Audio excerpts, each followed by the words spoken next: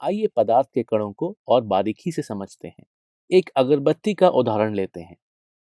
अगर कमरे के एक कोने में बिना जली हुई अगरबत्ती रखी हो, तो क्या आपको उसकी महक कमरे के दूसरे कोने में आएगी? आप कहेंगे नहीं, कमरे के दूसरे कोने में अगरबत्ती को बिना जलाए उसकी महक नहीं आएगी।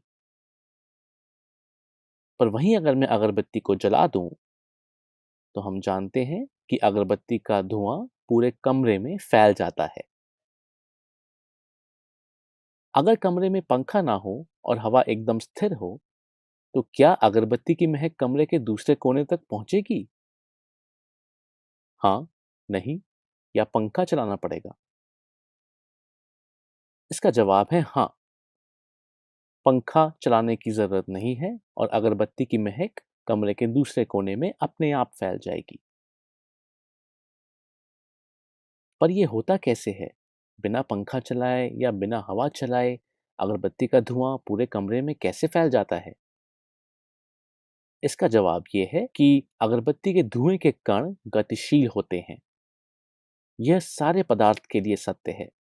किताब, पत्थर, पानी, ये सब पदार्थ जितने भी कणों से बने हैं, वे सब कण गतिशील होते हैं। यह कण इतने छोटे होते हैं और इतना कम गति करते हैं कि हम इनको लेंस से भी नहीं देख सकते।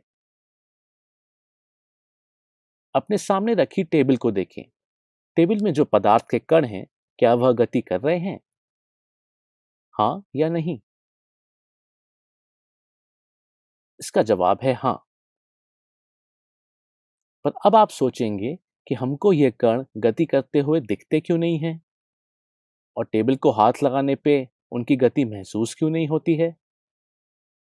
इसका जवाब ये है कि ये कण इतने छोटे हैं और इतना कम गति कर रहे हैं कि हम इसको अपनी आंखों से नहीं देख सकते और लेंस लगाने पर भी हमको ये नजर नहीं आते हैं। इससे हमने ये सीखा कि पदार्थ के कण लगातार गतिशील होते हैं।